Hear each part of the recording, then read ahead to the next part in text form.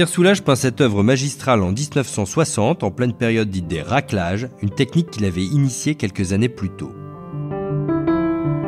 Après l'avoir recouverte d'un fond blanc, il balaye cette grande toile, qui mesure 2 mètres par 1,62 m, de peinture noire. La moitié supérieure gauche est chargée d'un champ sombre et dense, marqué de traces horizontales qui opposent les surfaces lisses aux surfaces rugueuses et les textures mates aux textures brillantes. Quant à la partie droite, les coups de brosse larges et vigoureux y dressent de grandes bandes verticales qui s'étirent vers le bas comme des lestes. Le geste est à la fois ample et rapide, il dessine une forme complexe et aérée, presque calligraphique, qui joue des vides et des pleins et laisse percer la lumière du fond blanc. La construction est audacieuse.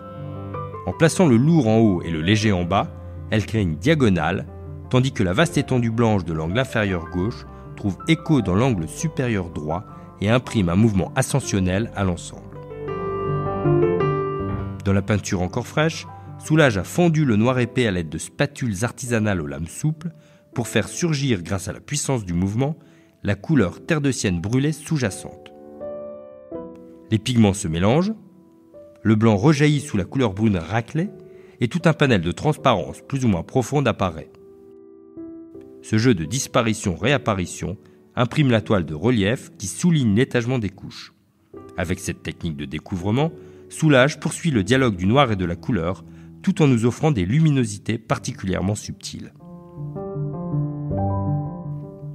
Ce tableau, qui est exposé dans les plus grands musées internationaux, jouit d'une provenance prestigieuse puisqu'il fut acquis à la Galerie de France en 1960 par James Johnson Sweeney, ancien conservateur du MoMA et directeur du Guggenheim. Jusqu'à sa vente aux enchères par la maison Tajan, il est resté conservé dans sa famille.